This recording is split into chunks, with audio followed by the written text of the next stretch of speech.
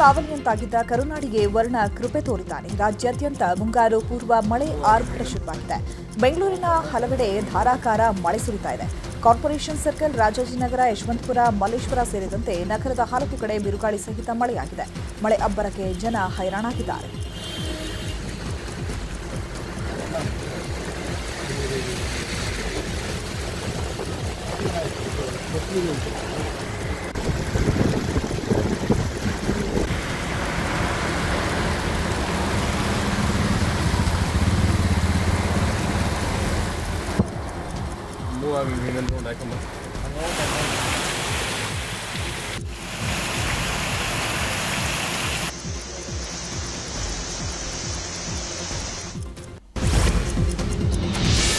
ಶಿವಮೊಗ್ಗದ ಗ್ರಾಮಾಂತರ ಭಾಗದಲ್ಲೂ ಮಳೆಯಿಂದಾಗಿ ಸಾಕಷ್ಟು ಅವಾಂತರಗಳಾಗಿವೆ. ಮತ್ತೂರು, ಸೋಗಾನೆ, ಮಂಡೇನಕೊಪ್ಪ, ಕಾಚಿನಕಟ್ಟೆ ಗ್ರಾಮಗಳಲ್ಲಿ ಮಳೆಯಿಂದಾಗಿ ಮರ, ವಿದ್ಯುತ್ ಕಂಬಗಳು ಧರೆಗುರುಳಿವೆ. ಸೋಗಾನೆಯಲ್ಲಿ 100ಕ್ಕೂ ಹೆಚ್ಚು ಅಡಿಕೆ ಮರಗಳು ಧರೆಗುರುಳಿದ್ದು ಹಲವು ಮನೆಗಳ ಶೀಟ್ಗಳು ಹಾರಿ ಹೋಗಿ ಸಾಕಷ್ಟು ಅವಾಂತರ ಸೃಷ್ಟಿಯಾಗಿದೆ. ಬಿರುಗಾಳಿ ಸಹಿತ ಮಳೆಗೆ 1,000 ಹೆಕ್ಟೇರ್ ಪ್ರದೇಶದಲ್ಲಿ ಬೆಳೆದಿದ್ದ ಭತ್ತ ನಾಶವಾಗಿದೆ. ಹಿರೇಬಿದರಿ, ಸೋಮಲಾಪುರ, ವೈಟಿ, ಮೇಡ್ಲರಿ ಗ್ರಾಮಗಳಲ್ಲಿ ಮಳೆಯಿಂದ ಸಾಕಷ್ಟು ಹಾನಿಯಾಗಿದ್ದು ಹಾನಿಯಾದ ಸ್ಥಳಕ್ಕೆ ಜಿಲ್ಲಾಡಳಿತ ತಂಡ ಭೇಟಿ ನೀಡಿ ಪರಿಶೀಲನೆ ಮಾಡಿದೆ. ಗಂಜೆ ನಾವು ಬಿಡದ್ರಿ, ಏನು ಹೇಳೋಕ್ಕಾಗಲ್ಲ. ಯಾರು ಕೇಳಬೇಕು, ಯಾರು ಬಿಡಬೇಕು. ಈ ವರ್ಷ ನಾವು 40,000 ರೂಪಾಯಿ ಬರ್ತೈತೆ ರೀ ಖರ್ಚು. ಒಂದು ಎಕರೆಗೆ ಒಳ್ಳೆ ಮಾಡಿ ಅದನ್ನು ಹಚ್ಚಿ ಅದನ್ನೆಲ್ಲ ಮಾಡೋತ್ತಿಗೆ ಈ ನಮೂನೆ ಹಾಳಾಗೈತೆ ಅಂದ್ರೆ ನಾವು ಯಾರಿಗೆ ಹೇಳೋಣ ಸರ್? ಸರ್ಕಾರ ನೋಡಿ ಹೆಂಗಸರಿಗೆ ಪಾಸ್ ಮಾಡಿ ಹೆಂಗಸರನ್ನ ಅಡ್ಡಾಡ್ಸೋಕಚ್ಚಿದೆ. ಇಲ್ಲಿ ಗಂಡಸರು ದುಡಿದ್ರೆ ಗಂಡಸರದ್ದು ಏನಲ್ಲ, ಮುಂದೆ ಹೆಂಗೆ ರೀ? ನೆಲಕ್ಕೆ ಏನೇನು ಇಲ್ಲ ರೀ. ಅದನ್ನು ನಾವು ಇದನ್ನು ಮಾಡೋದ್ರಿ. ಅದು ನಮಗೆ ಈಗ ನೋಡಿರಿ, ಭತ್ತದ ರೇಟು 3,000 ಮಾಡಿ ನಮಗೆ ಎಣ್ಣೆ ರೇಟು, ಗೊಬ್ಬರ ರೇಟು ಎಲ್ಲ ಜಾಸ್ತಿ ಮಾಡ್ಯಾರ ರೀ. ಈ ಒಮ್ಮಟ್ಲಿಗೆ ಭತ್ತದ ರೇಟ್ ಇಳಿಸ್ಯಾರಪ್ಪ, ಎಣ್ಣೆ ರೇಟು, ಗೊಬ್ಬರ ರೇಟು ಅಷ್ಟು ಕಷ್ಟ ಐತ್ರಿ. ನಾವೇನು ಇವ್ರನ್ನೇನು ರೊಕ್ಕ ಮನಿದ್ದ ಕೊಡೋ ಅಂತ ಯಾರನ್ನೇನು ಹೇಳಂಗಿಲ್ಲ ರೀ. ನಾವು ಅವ್ರೇನು ಮನಿದ್ದ ಯಾವನೇನು ಕೊಡಂಗಿಲ್ಲ, ಯಾರೇನು ಅವ್ರ ಅಪ್ಪರ ಮನಿದ್ದ ಕೊಡಲ್ಲ ರೀ. ಗೋರ್ಮೆಂಟ್ ರೊಕ್ಕ ಅಲ್ಲಿ ಇಲ್ಲಿ ಕೊಡೋ ಬದಲಿ ನಮ್ಮಂಥ ರೈತರು ಲಾಸ್ ಅದರಿಗೆ ಕೊಡಲಿ, ನಮಗೇನು ಬ್ಯಾಡ ಅನ್ನಕತ್ತಲ್ಲ ರೀ.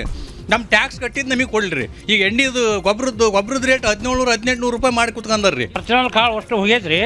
ಈಗ ಉಳಿದಿರೋದೇನು ರೀ? ಜೋಳ ಅಷ್ಟ ರೀ. ಈಗ ಒಂದೊಂದು ನಿಮ್ಮ ಕಣ್ಣಿಗೆ ಕಾಣ್ತದಲ್ಲ, ಇದು ಬೆಳೆಸಿ ಎಲ್ಲ ಜೋಳ ಆಕತ್ರಿ. ಇದು ಏನು ಕಾಳು ಐತಿ ಅಂತ ನೀವು ತಿಳ್ಕೊಬೇಡ್ರಿ. ಇದು ಕೊಡಿದ್ರೂ ಒಂದು ಕಾಳು ಬರೋದಲ್ಲ ರೀ, ಎಲ್ಲ ಜೋಳ ರೀ ಉಳಿದಿರೋದು. ಗಟ್ಟಿ ಕಾಳು ಏನೈತಿ? ಹುಬ್ಬಳ್ಳಿಯಲ್ಲೂ ಕೂಡ ಬಿರುಗಾಳಿ ಸಹಿತ ಮಳೆಯಾಗಿದ್ದು ಚಂದ್ರಶೇಖರ್ ಕೋಗನೂರ್ಗೆ ಸೇರಿದ ಅಡಿಕೆ ತೋಟಕ್ಕೆ ಹಾನಿಯಾಗಿದೆ. ಇನ್ನು ಕೆಲವೆಡೆ ಬಿರುಗಾಳಿಗೆ ಸೋಲಾರ್ ಪ್ಯಾನೆಲ್ಗಳು ಹಾರಿ ಹೋಗಿವೆ. ಬಿರುಗಾಳಿ ಮಳೆಗೆ ಸ್ಟೇಡಿಯಂ ಮೇಲ್ಛಾವಣಿ ಕಿತ್ತು ಹೋದ ಘಟನೆ ಕಲಬುರಗಿ ಜಿಲ್ಲೆಯ ಜೇವರ್ಗಿ ಪಟ್ಟಣದಲ್ಲೇ ಕ್ರೀಡಾಂಗಣದಲ್ಲಿ ನಡೆದಿದೆ. ಕಳೆದ 10 ತಿಂಗಳ ಹಿಂದಷ್ಟೇ ಉದ್ಘಾಟನೆಯಾಗಿದ್ದ ಸ್ಟೇಡಿಯಂ ಬಿರುಗಾಳಿ ಮಳೆಗೆ ನೆಲಸಮವಾಗಿದೆ. ಹಾವೇರಿಯ ಸವಣೂರು ಭಾಗದಲ್ಲೂ ಭಾರೀ ಮಳೆಯಾಗಿದ್ದು ಬಿರುಗಾಳಿ ಸಹಿತ ಮಳೆಗೆ ವೀಳ್ಯದೆಲೆ ಬೆಳೆ ಸಂಪೂರ್ಣ ಹಾನಿಯಾಗಿದೆ. ಸಲೀಂ ಅನ್ನೋರ ರೈತರ ಜಮೀನಿನಲ್ಲಿದ್ದ ವೀಳ್ಯದೆಲೆ ಮಳೆಗೆ ನಾಶವಾಗಿದ್ದು ಕೈಗೆ ಬಂದಂತಹ ತುತ್ತು ಬಾಯಿಗೆ ಬರದಂತಾಗಿದ್ದು ಬೆಳೆ ಕಳ್ಕೊಂಡು ರೈತ ಕಂಗಾಲಾಗಿದ್ದಾನೆ. ಹಾವೇರಿಯಲ್ಲೂ ಧಾರಾಕಾರ ಮಳೆಯಾಗಿದ್ದು ಬಿರುಗಾಳಿ ಸಹಿತ ಮಳೆಗೆ ಭತ್ತದ ಬೆಳೆ ಸಂಪೂರ್ಣ ನೆಲಸಮವಾಗಿದೆ. ರಾಣೆಬೆನ್ನೂರು ತಾಲೂಕಿನ ಹಿರೇಬಿದರಿ, ಸೋಮಲಾಪುರ, ವೈಟಿ, ಮೆಡ್ಲೇರಿ ಗ್ರಾಮಗಳಲ್ಲಿ ಮಳೆಯಿಂದಾಗಿ ಸಾಕಷ್ಟು ಹಾನಿಯಾಗಿದೆ. 1,000 ಹೆಕ್ಟೇರ್ ಪ್ರದೇಶದಲ್ಲಿ ಬೆಳೆದಿದ್ದ ಭತ್ತ ಸಂಪೂರ್ಣ ನೀರು ಪಾಲಾಗಿದೆ. ಗದಗ ಜಿಲ್ಲೆಯಲ್ಲೂ ಬೇಸಿಗೆ ಮಳೆ ಅಬ್ಬರಿಸಿದೆ. ಗಾಳಿ ಸಹಿತ ಭಾರೀ ಮಳೆಗೆ ಶೆಡ್ನ ಮೇಲ್ಛಾವಣಿ ಹಾರಿ ಹೋಗಿದ್ದು ಶೆಡ್ನಲ್ಲಿ ವಾಸವಾಗಿದ್ದ ವೃದ್ಧ ದಂಪತಿ ಅಪಾಯದಿಂದ ಪಾರಾಗಿದ್ದಾರೆ.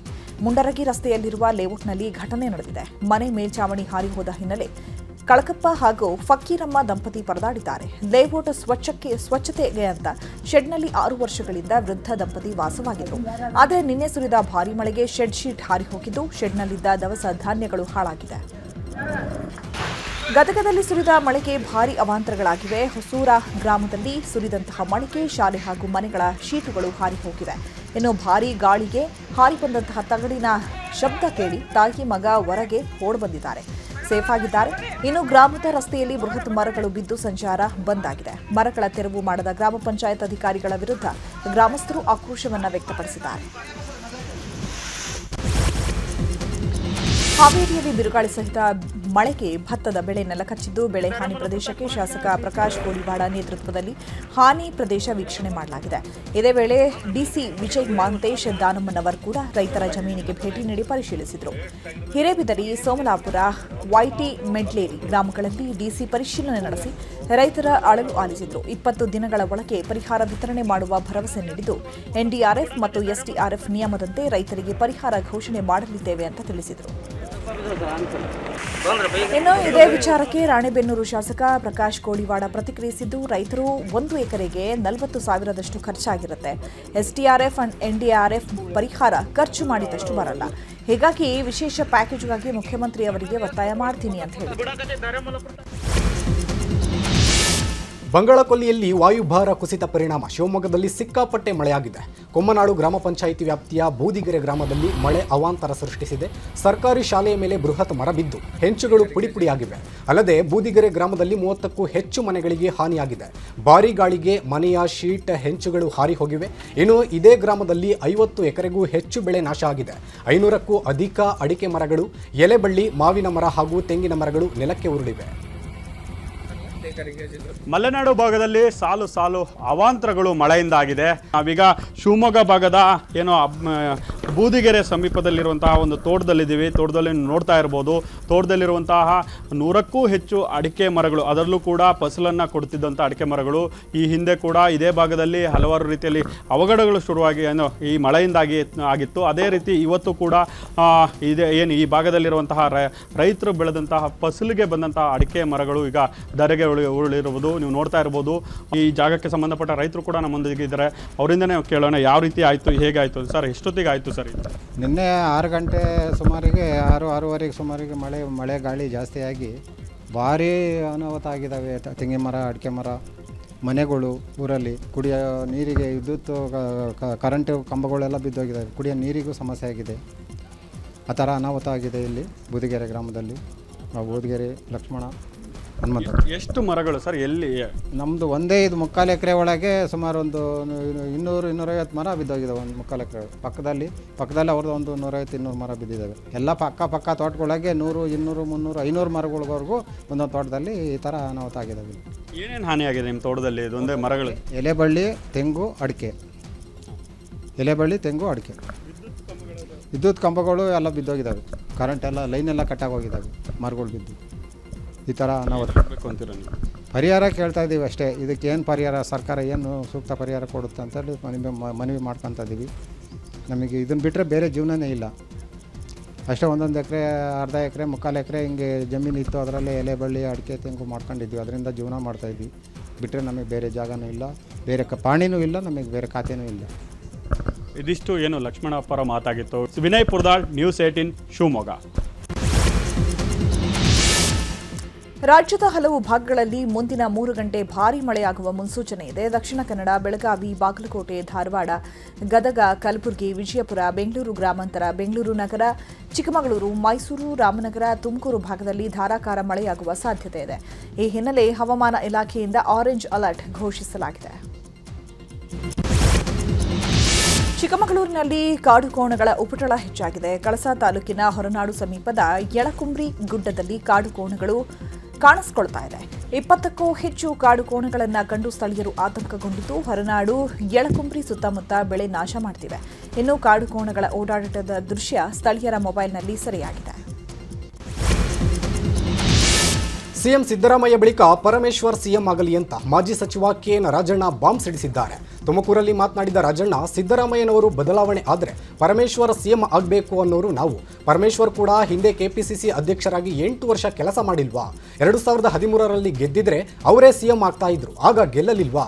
ಹಳೆಯ ಕೂಲಿ ಬಾಕಿ ಇದೆಯಲ್ಲ, ಬಿಟ್ಟು ಕೊಡಲು ಏನು ಸಿದ್ದರಾಮಯ್ಯನವರ ಮನೆ ಆಸ್ತಿನ? ಅಧಿಕಾರ ಯಾರ ಆಸ್ತಿನೂ ಅಲ್ಲ, ಜನ ಕೊಡುವಂತಹ ಭಿಕ್ಷೆ ಅಂತ ಹೇಳಿದ್ದಾರೆ. ಕಾಂಗ್ರೆಸ್ನಲ್ಲಿ ಅಧಿಕಾರ ಹಂಚಿಕೆ ಸಮರ ಮಧ್ಯೆ ಡಿಸಿಎಂ ಡಿಕೆ ಶಿವಕುಮಾರ್ರಿಂದ ಟೆಂಪಲ್ ರನ್ ಮುಂದುವರೆದಿದೆ. ಇವತ್ತು ಡಿಕೆಶಿ ತಿರುಪತಿಗೆ ತೆರಳುತ್ತಾ ಇದ್ದು, ನಾಳೆ ತಿಮ್ಮಪ್ಪನ ದರ್ಶನ ಮಾಡಲಿದ್ದಾರೆ. ದರ್ಶನ ಮುಗಿಸಿ ನಾಳೆ ಅಲ್ಲಿಂದ ತುಮಕೂರಿನಲ್ಲಿ ನಡೆಯುವ ಸಾಧನ ಸಮಾವೇಶದಲ್ಲಿ ಪಾಲ್ಗೊಳ್ಳಲಿದ್ದಾರೆ. ಮೇ 15ರಂದು ತಮ್ಮ ಹುಟ್ಟುಹಬ್ಬದ ದಿನದಂದೇ ತಮಿಳುನಾಡಿನ ಮುರುಗನ್ ದೇವಸ್ಥಾನಕ್ಕೆ ಡಿಕೆಶಿ ಭೇಟಿ ನೀಡಿದರು. ರಾಜ್ಯದಲ್ಲಿ ಎಸ್ಐಆರ್ ಜಾರಿಗೂ ಮುನ್ನವೇ ವಿವಾದ ಜೋರಾಗ್ತಾ ಇದೆ. ಈ ಬಗ್ಗೆ ಮಾಜಿ ಸಂಸದ ಡಿಕೆ ಸುರೇಶ್ ಪ್ರತಿಕ್ರಿಯೆ ನೀಡಿದ್ದಾರೆ. ಕಾಂಗ್ರೆಸ್ ಪಕ್ಷದ ಮತದಾನ ಹಕ್ಕು ಉಳಿಸುವ ಕೆಲಸ ಮಾಡಬೇಕು ಅಂತ ಹೇಳಿದ್ದಾರೆ.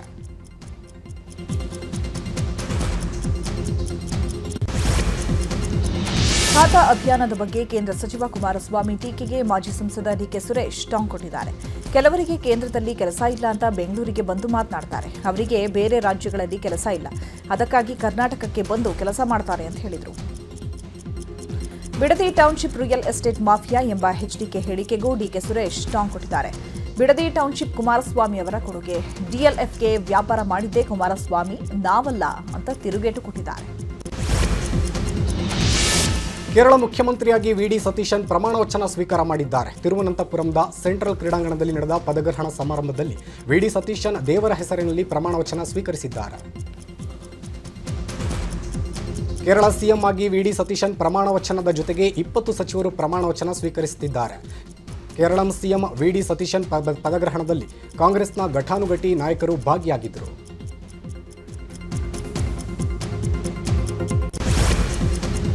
ಇವತ್ತು ಮಾಜಿ ಪ್ರಧಾನಿ ಎಚ್ಡಿ ದೇವೇಗೌಡರಿಗೆ 94ನೇ ಹುಟ್ಟುಹಬ್ಬದ ಸಂಭ್ರಮ. ಹಾಸನದಲ್ಲಿ ಜೆಡಿಎಸ್ ಕಾರ್ಯಕರ್ತರು ದೇವೇಗೌಡರ ಹುಟ್ಟುಹಬ್ಬ ಆಚರಿಸಿದ್ದಾರೆ.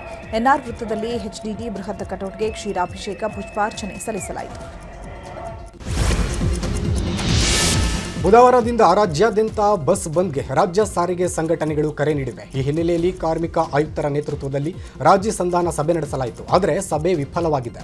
ಮೇ 25ಕ್ಕೆ ಸಭೆಗೆ ಬರುವಂತೆ ಅಧಿಕಾರಿಗಳು ಆಹ್ವಾನ ನೀಡಿದ್ದಾರೆ. ಆದರೆ ಇದಕ್ಕೆ ಸಾರಿಗೆ ಮುಖಂಡರು ಒಪ್ಪಿಲ್ಲ.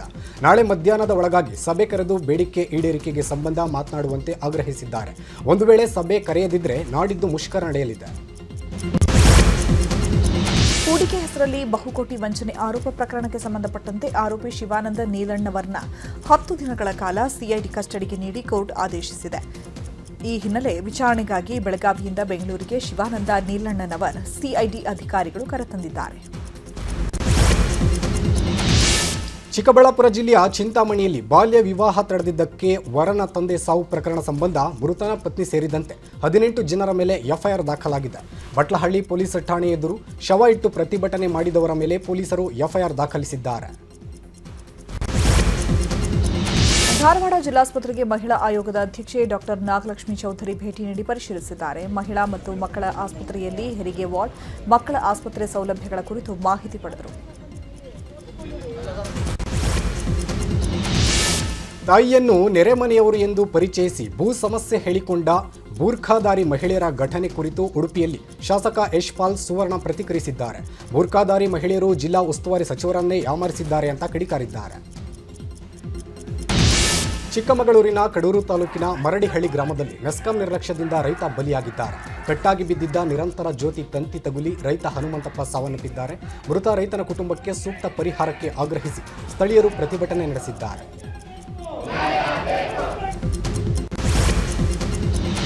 ಸಾರ್ವಜನಿಕ ಸ್ಮಶಾನದಲ್ಲಿ ಹೆಣ ಹೂಳಲು ಅವಕಾಶ ನೀಡದ ಘಟನೆ ದೇವನಹಳ್ಳಿ ತಾಲೂಕಿನ ಅರತೀಶನಹಳ್ಳಿಯಲ್ಲಿ ನಡೆದಿದೆ. ಅಧಿಕೃತ ಸ್ಮಶಾನದಲ್ಲೇ ಹೂಳಲು ಕಂದಾಯ ಅಧಿಕಾರಿಗಳು ತಡೆದಿದ್ದಾರೆ. ಪ್ರಭಾವಿ ವ್ಯಕ್ತಿಗಳು ನೀಡಿದ ದೂರಿನ ಮೇರೆಗೆ ಪೊಲೀಸರನ್ನ ಕರೆತಂದು ಅಡ್ಡಿಪಡಿಸಲಾಗಿದೆ ಅಂತ ಆರೋಪಿಸಲಾಗಿದೆ. ಬಳ್ಳಾರಿಯಲ್ಲಿ ಸಿಲಿಂಡರ್ ಅಭಾವ ಉಂಟಾಗಿದ್ದು ಎಚ್ಪಿ ಬಂಕ್ನಲ್ಲಿ ಪೆಟ್ರೋಲ್, ಡೀಸೆಲ್ ಸಿಗ್ತಾ ಇಲ್ಲ ಅಂತ ವಾಹನ ಸವಾರರು ಪರದಾಡ್ತಿದ್ದಾರೆ. ದರ ಏರಿಕೆ ಆಗೋದರ ಜೊತೆಗೆ ಪೆಟ್ರೋಲ್ ಸಿಗದೆ ಸವಾರರು ಕಂಗಾಲಾಗಿದ್ದಾರೆ. ಹುಬ್ಬಳ್ಳಿಯಲ್ಲಿ ಅಕ್ರಮ ಬಾಂಗ್ಲಾ ವಲಸಿಗರು ಕರ್ನಾಟಕಕ್ಕೆ ಲಗ್ಗೆ ಆರೋಪಿಸಿ ನಗರದ ರೈಲ್ವೆ ನಿಲ್ದಾಣದ ಬಳಿ ಹಿಂದೂಪರ ಸಂಘಟನೆಗಳ ಕಾರ್ಯಕರ್ತರು ಪ್ರತಿಭಟನೆ ನಡೆಸಿದರು. ಪ್ರಮೋದ್ ಮುತಾಲಿಕ್ ನೇತೃತ್ವದಲ್ಲಿ ಒಂದು ಪ್ರತಿಭಟನೆ ನಡೆಯಿತು. ರೈಲ್ವೆ ಇಲಾಖೆ ರಾಜ್ಯ ಸರ್ಕಾರದ ವಿರುದ್ಧ ಕಿಡಿಕಾರಿದ್ದಾರೆ. ಇನ್ನು ಕೃಷಿ ವಿಜ್ಞಾನ ಪ್ರಾಯೋಗಿಕ ಪರೀಕ್ಷೆಯಲ್ಲಿ ಅಕ್ರಮ ಆರೋಪ ಕೇಳಿಬಂದಿದೆ. ಚಿತ್ರದುರ್ಗ ಜಿಲ್ಲೆಯಲ್ಲಿ ಎಬಿವಿಪಿ ಕಾರ್ಯಕರ್ತರು ಬಬ್ಬೂರು ಫಾರ್ಮ್ ತೋಟಗಾರಿಕೆ ವಿದ್ಯಾಲಯದ ಬಳಿ ಪ್ರತಿಭಟನೆ ನಡೆಸಿ ಪರೀಕ್ಷಾ ಅಕ್ರಮ ತನಿಖೆ ನಡೆಸಿ ಕ್ರಮ ಕೈಗೊಳ್ಳಲು ಆಗ್ರಹಿಸಿದರು. ಕೃಷಿ ಉತ್ಪನ್ನಗಳ ಸಂಸ್ಕರಣಾ ಘಟಕದ ವತಿಯಿಂದ ಪ್ರೆಸ್ ಕ್ಲಬ್ನಲ್ಲಿ ಸಾವಯವ ತಿಂಡಿ, ಸಿರಿ ಧಾನ್ಯಗಳ ವಸ್ತು ಪ್ರದರ್ಶನ ಹಮ್ಮಿಕೊಳ್ಳಲಾಗಿತ್ತು. ಆಯುರ್ಧ ಕಾಫಿ ಕಂಪನಿಯಿಂದಲೂ ಮಳಿಗೆ ಆರಂಭ ಆಗ್ತಾ ಇದ್ದು ನ್ಯೂಸ್ 18 ಜೊತೆಗೆ ಕಂಪನಿ ಸಂಸ್ಥಾಪಕಿ ರಂಜಿತಾ ಪ್ರದೀಪ್ ಮಾತನಾಡಿದ್ದಾರೆ. ಅರಿವು ಮೂಡಿಸಲು ಉತ್ಪನ್ನ ಮಳಿಗೆಗಳನ್ನು ಹಾಕಿದ್ದೇವೆ. ಕ್ಯೂಬ್ಸ್ನಿಂದ ಆರೋಗ್ಯಕರ ಕಾಫಿ ತಯಾರಿಸ್ತಾ ಇದ್ದೇವೆ. ಶುಗರ್ ಫ್ರೀ ಆರ್ಗ್ಯಾನಿಸ್ಟ್ ಕಾಫಿ ಕ್ಯೂಬ್ಸ್ ತಯಾರಿಸಿದ್ದೇವೆ ಅಂತ ಹೇಳಿದರು. ಇನ್ನು CFTRIನಿಂದ ಅನುಮತಿ ಪಡೆದು ಹೆಲ್ದಿ ಕಾಫಿ ಮಾಡ್ತಾ ಇದ್ದೇವೆ. ಒಂದು ಕಾಫಿ ಕ್ಯೂಬ್ನಲ್ಲಿ 5 ವೆರೈಟಿ ಕಾಫಿ ಮಾಡಬಹುದು. ಆರೋಗ್ಯಕ್ಕೆ ಬೇಕಾದ ಎಲ್ಲ ತರಹದ ಕಾಫಿ ಕೂಡ ಮಾಡಬಹುದು ಅಂತ ಹೇಳಿದ್ದಾರೆ. ಶುಂಠಿ, ಏಲಕ್ಕಿ ಕಾಫಿ ಕೂಡ ಮಾಡಬಹುದು. ರಕ್ತ ಸಂಚಲನ, BP ನಿಯಂತ್ರಣಕ್ಕೆ ಅನುಕೂಲ. ಸಕ್ಕರೆ ಇಲ್ಲದ ಕಾರಣಕ್ಕೆ ಎಷ್ಟು ಕಪ್ ಕಾಫಿ ಆದರೂ ಕುಡಿಬಹುದು ಅಂತ ಹೇಳಿದ್ದಾರೆ. ಏನು ರೆಫ್ರೆಸ್ಕೋ ಕಾಫಿ ಕ್ಯೂಬ್ಸ್ ಅಂತ ಏನಪ್ಪ ಕಾಫಿ ಕ್ಯೂಬ್ ಅಲ್ಲ ಅಂತ ನೀವೆಲ್ಲ ಯೋಚನೆ ಮಾಡ್ಬೋದು. ಕ್ಯೂಬಲ್ಲಿ ನಾವು ಒಳ್ಳೆ ಆರೋಗ್ಯಕರ ಕಾಫಿಯನ್ನು ತಯಾರಿಸ್ತಾ ಇದ್ದೀವಿ. ಈ ಕಾಫಿ ಶುಗರ್ ಫ್ರೀ ಇದೆ. ಶುಗರ್ 0 ಶುಗರ್ ಇದೆ ನಮ್ಮ ಹತ್ರ. ಆಮೇಲೆ coconut sweetener low GI pre diabetic ಅವರು ಕುಡಿಬೋದು. ಮತ್ತು ಲೋ ಪ್ರೋಸೆಸ್ಡ್ ಆರ್ಗ್ಯಾನಿಕ್ ಜಾಗ್ರಿ. ಇದೆಲ್ಲ ಏನಕ್ಕಪ್ಪ ಕಾಫಿಲಿ ಇದೆಲ್ಲ ಹೇಳ್ತಾ ಇದ್ದಾರೆ ಅಂತ ಅನ್ಕೋಬೋದು ನೀವು. ಕಾಫಿ ಎಲ್ಲರಿಗೂ ಒಂದು ಅಡಿಕ್ಷನ್ನು. ಕಾಫಿ ಅನ್ನೋದು ಒಂದು ಎಕ್ಸ್ಪೀರಿಯನ್ಸು. ಕಾಫಿ ಅನ್ನೋದು ಒಂದು ರೆಫ್ರೆಶ್ಮೆಂಟು. ಕಾಫಿ ಅನ್ನೋದು ಮನಸ್ಸಿಗೆ ಖುಷಿ ಕೊಡುತ್ತೆ. ಇದಕ್ಕೆಲ್ಲ ಯಾರೂ ಬಿಡೋಕ್ಕಾಗಲ್ಲ. ಬಟ್ ಅದನ್ನು ಹೇಗೆ ನಾವು ಆರೋಗ್ಯಕರವಾಗಿ ಕುಡಿಬೋದು ಅಂತ ನಾವು ಅದನ್ನು ಡೆವಲಪ್ ಮಾಡಿದ್ವಿ. ಸೆಂಟ್ರಲ್ ಫುಡ್ ಆ್ಯಂಡ್ CFTRI ಅವ್ರ ಜೊತೆ, ಮೈಸೂರವ್ರ ಜೊತೆ ಇದನ್ನು ಡೆವಲಪ್ ಮಾಡಿದ್ದೀವಿ. ಈ ಟೆಕ್ನಾಲಜಿನ ಬಿಲ್ಡ್ ಮಾಡಿ ಈವನ್ ನೀವು ಹಿಮಾಲಯದಲ್ಲಿ ಕೂಡ ಕೂತ್ಕೊಂಡು ಕಾಫಿನ ಕುಡಿಬೋದು. ಈಗಿನ ಯಂಗ್ ಜನ್ರೇಷನ್ ಅವರು ಜಂಕ್ ಫುಡ್ ಜೊತೆ ಈ ಕೋಕೋ ಕೋಲಾ ಇದೆಲ್ಲ ಕುಡಿಯೋಕ್ಕಿಂತ 0 ಶುಗರ್ ಹೆಲ್ದಿ ಕಾಫಿ ಕುಡಿಯೋಕ್ಕೆ. ಒಡಿಶಾದ ಕೋರಾಪುಟ್ ಜಿಲ್ಲೆಯ ಡುಮುರಿ ಪದರ್ ಗ್ರಾಮದಲ್ಲಿ ಮಣ್ಣಿನ ರಸ್ತೆಯಲ್ಲಿ ಆಂಬ್ಯುಲೆನ್ಸ್ ಸಿಲುಕಿ ಆಸ್ಪತ್ರೆ ತಲುಪಲು ಪರದಾಡಿದ್ದಾರೆ. ಆಂಬ್ಯುಲೆನ್ಸ್ನಲ್ಲೇ ಗಂಭೀರ ಸ್ಥಿತಿಯಲ್ಲಿದ್ದ ರೋಗಿಯನ್ನು ಸಾಗಿಸಲು ಹರಸಾಹಸ ಪಟ್ಟಿದ್ದಾರೆ. ಈ ಬಗ್ಗೆ ಸ್ಥಳೀಯರು ಸರ್ಕಾರದ ವಿರುದ್ಧ ಆಕ್ರೋಶ ವ್ಯಕ್ತಪಡಿಸಿದ್ದಾರೆ. ಉತ್ತರ ಪ್ರದೇಶದ ಲಕ್ನೋದಲ್ಲಿ ಖಾಲಿ ಇರುವ ಹುದ್ದೆಗಳ ಭರ್ತಿ ಮಾಡುವಂತೆ ಯುವಕರು ವಿಭಿನ್ನ ಪ್ರತಿಭಟನೆ ನಡೆಸಿದರು. 70,000 ಶಿಕ್ಷಕರ ನೇಮಕಾತಿಗೆ ಒತ್ತಾಯಿಸಿ ಶಿಕ್ಷಣ ಸಚಿವರ ಮನೆ ಮುಂದೆ ತೆವಳುತ್ತಾ ಪ್ರತಿಭಟನೆ ನಡೆಸಿದರು. ಜೈಲಿನಲ್ಲಿ ಮಾನಸಿಕವಾಗಿ ಕುಗ್ಗಿ ಹೋಗಿದ್ದಾರಾ ದರ್ಶನ್ ಅನ್ನುವಂತಹ ಪ್ರಶ್ನೆ ಎದ್ದಿದೆ. ಮಾನಸಿಕವಾಗಿ ಕುಗ್ಗಿದ್ದಾರೆ ಅಂತ ವಿಜಯಲಕ್ಷ್ಮಿ ದರ್ಶನ್ ಮಾಹಿತಿಯನ್ನ ಕೊಟ್ಟಿದ್ದಾರೆ. ಹೀಗಾಗಿ ಭೇಟಿ ಮಾಡೋದಕ್ಕೆ ವಿಜಯಲಕ್ಷ್ಮಿ ಅವರು DGPಗೆ ಮನವಿಯನ್ನ ಕೂಡ ಸಲ್ಲಿಸಿದ್ದಾರೆ. ದರ್ಶನ್ ಪತ್ನಿ ವಿಜಯಲಕ್ಷ್ಮಿ ಮನವಿಗೆ ಅಧಿಕಾರಿಗಳು ಸ್ಪಂದಿಸ್ತಾರಾ ಅನ್ನುವಂಥದ್ದು ಕಾದು ನೋಡಬೇಕು. ಕುಟುಂಬದ 5 ದರ್ಶನ್ ಭೇಟಿಗೆ ವಿಶೇಷ ಅವಕಾಶವನ್ನ ಕೇಳಿದ್ದಾರೆ. ಜೈಲಿನ ಒಳಗಡೆಯೇ ದರ್ಶನನ್ನ ಭೇಟಿ ಮಾಡೋದಕ್ಕೆ ಅವಕಾಶವನ್ನ ಕಲ್ಪಿಸಿಕೊಡಿ ಅಂತ ಹೇಳಿ ಜೈಲಾಧಿಕಾರಿಗಳಿಗೆ ವಿಜಯಲಕ್ಷ್ಮಿ ದರ್ಶನ್ ಸೇರಿದಂತೆ 4 ಅವಕಾಶಕ್ಕೆ ಕೋರಿದ್ದಾರೆ. ನಾಳೆಗೆ ದರ್ಶನ್ ಭೇಟಿ ಆಗಲಿರುವ ಕುಟುಂಬ ಸದಸ್ಯರು 30 ನಿಮಿಷಗಳ ಕಾಲ ದರ್ಶನ್ ಭೇಟಿಯಾಗುವುದಕ್ಕೆ ಅನುಮತಿಯನ್ನ ಕೇಳಲಾಗಿದೆ.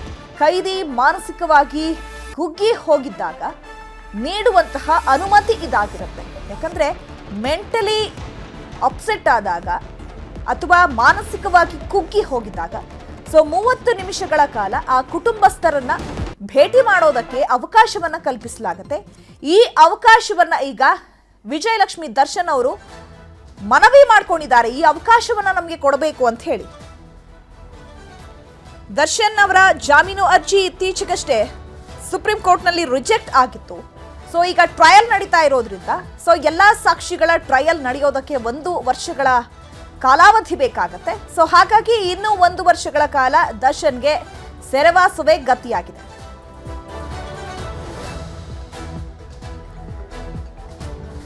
ಈ ಬಗ್ಗೆ ಮತ್ತಷ್ಟು ಮಾಹಿತಿಯನ್ನು ಕೊಡ್ತಾರೆ ನಮ್ಮ ಪ್ರತಿನಿಧಿ ಗಂಗಾಧರ್. ನೇರ ಸಂಪರ್ಕದಲ್ಲಿ ಜಾಯ್ನ್ ಆಗಿದ್ದಾರೆ. ಗಂಗಾಧರ್, 1 ವರ್ಷಗಳ ಕಾಲ ಯಾವುದೇ ಬೇಲ್ಗೆ ಅರ್ಜಿ ಸಲ್ಲಿಸೋದಕ್ಕೆ ಸದ್ಯಕ್ಕೆ ಅವಕಾಶ ಇಲ್ಲ ಅಂತ ಹೇಳಲಾಗ್ತಾ ಇದೆ. ಜೊತೆಗೆ ದರ್ಶನ್ ಅವರು ಮಾನಸಿಕವಾಗಿ ಕುಗ್ಗಿ ಹೋಗ್ಬಿಟ್ಟಿದ್ದಾರೆ ಅಂತ ಹೇಳಿ ಈಗ ವಿಜಯಲಕ್ಷ್ಮಿ ಅವರು ಜೈಲಾಧಿಕಾರಿಗಳ ವಿಶೇಷ ಅವಕಾಶವನ್ನ ಕೇಳಿದ್ದಾರೆ ಜೈಲೊಳಗೆ ಹೋಗಿ ಅವರನ್ನ ಭೇಟಿ ಮಾಡೋದಕ್ಕೆ. ಈಗ ಜೈಲಾಧಿಕಾರಿಗಳು ಇದಕ್ಕೆ ಸ್ಪಂದಿಸ್ತಾರಾ, ಅನುಮತಿಯನ್ನ ಕೊಡ್ತಾರಾ, ಏನು ಅಪ್ಡೇಟ್ ಸಿಗ್ತಾ ಇದೆ?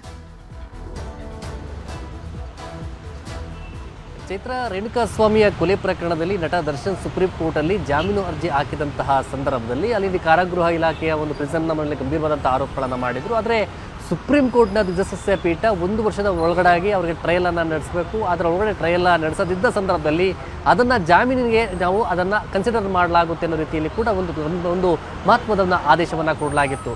ಈ ಒಂದು ಆರ್ಡರ್ ಬಂದಂತಹ ಬಳಿಕ ನಟ ದರ್ಶನ್ ಜೈಲಿನಲ್ಲಿ ಮಾನಸಿಕವಾಗಿ ತುಂಬ ನೊಂದಿದ್ದಾರೆ ಎಂಬ ಗಂಭೀರವಾದಂಥ ಒಂದು ಮನವಿಯನ್ನು ಅವರ ಪತ್ನಿ ವಿಜಯಲಕ್ಷ್ಮಿ ಅವರು ಕೂಡ ಪ್ರಿಸನ್ ಡಿಪಾರ್ಟ್ಮೆಂಟ್ ಅಧಿಕಾರಿಗಳ ಬಳಿ ಕೂಡ ಒಂದು ಮನವಿಯನ್ನು ಮಾಡಿಕೊಂಡಿದ್ರು.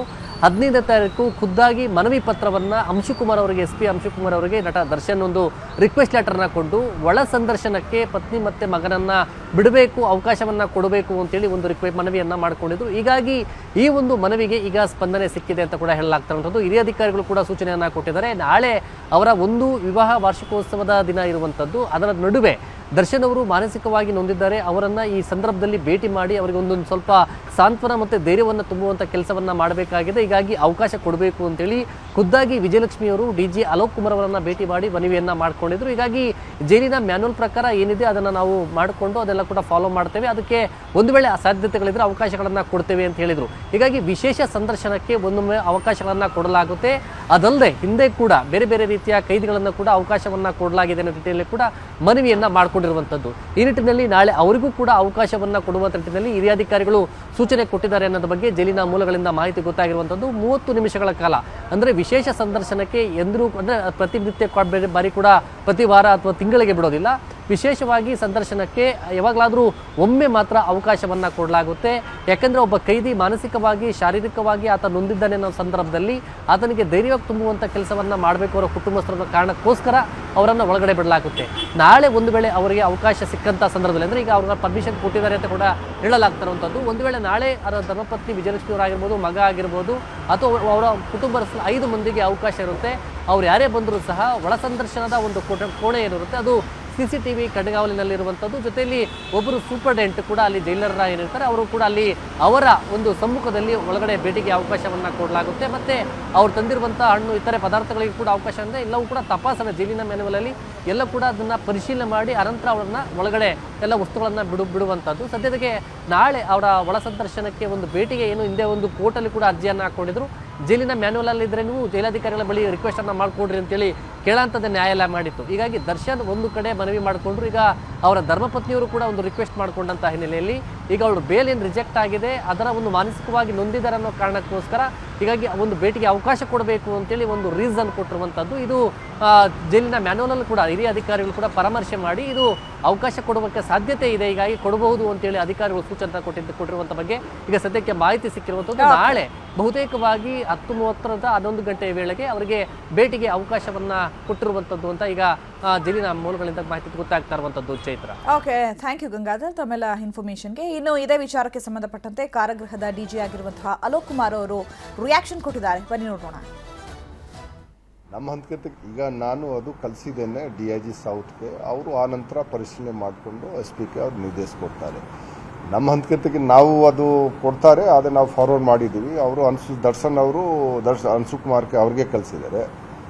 ಮತ್ತು ಈ ರೀತಿ ನಾವು ನೋಡಬೇಕಾಗದ್ದಕ್ಕೆ ಅವರು ಏನತ್ತೆ ನಾವು ಒಂದು ತೀರ್ಮಾನ ನಾವು ತಗೊಳ್ತೀವಿ. ಏನೇ ಪ್ರಿಸನ್ ಮ್ಯಾನ್ಯುವಲ್ಸ್ದು ಏನು ಇದು ಕಂಡೀಷನ್ಸ್ ಇದೆ ಅದು ನೋಡಿಕೊಂಡು ನಾವು ಮಾಡಬೇಕಾಗತ್ತೆ. ಈ ಅವ್ರಿಗೆ ಏನಾದರೂ ನಾವು ನೋಡ್ತಾ ಇದ್ದೀವಿ ಅವರು ಹೇಳ್ತಾ ಇದ್ದಾರೆ ಇಲ್ಲ ಸ್ವಲ್ಪ ಮಾನಸಿಕವಾಗಿ ಬಹಳ ಅವರು ಕುಗ್ಗಿದ್ದಾರೆ, ಅದು ಏನಿದೆ.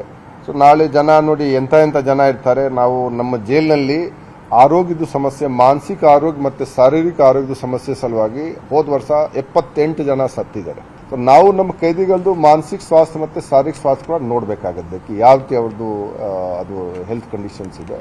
ಆ ಹೆಲ್ತ್ ಕಂಡೀಷನ್ಸ್ ನಾವು ನೋಡಿಕೊಂಡು ಕೆಲವು ಜನ ಅವರಿಗೆ ಭೇಟಿ ಮಾಡ್ಲಿಕ್ಕೆ ಬರ್ತಾರೆ, ಆ ಪ್ರೊವಿಷನ್ ಇದೆ. ಮತ್ತು ಅದಕ್ಕೆ ಯಾರು ಅಂಗವಿಕಲ ಅವರು ಇರ್ತಾರೆ ಅವರು ಬಂದರೆ ಅವ್ರಿಗೆ ನಾವು ಕೊಡ್ತೀವಿ. ಮತ್ತು ಬಹಳ ವಯಸ್ಸಾಗಿರ್ತಾರೆ ಅವ್ರದ್ದು ಕ್ಲೋಸ್ ರಿಲೇಟಿವ್ ಇರಬೇಕು. ಇದು ಸುಮ್ಮನೆ ಊರಿನವರಿಗೆ ನಾವು ಅದೆಲ್ಲ ಮಾಡಲ್ಲ. ಕ್ಲೋಸ್ ರಿಲೇಟಿವ್ ಬಂದರೆ ಫುಲ್ ಪ್ರಿಸನ್ ಮ್ಯಾನ್ಯುವಲ್ ಪ್ರಕಾರ ಅವರಿಗೆ ಭೇಟಿ ಮಾಡೋದು ಅವರಿಗೆ ಆಸ್ಪದ ಇದೆ. ಪ್ರಮುಖ ಸುದ್ದಿಗಳನ್ನು ಒಂದೊಂದಾಗಿ ನೋಡ್ತಾ ಹೋಗೋಣ.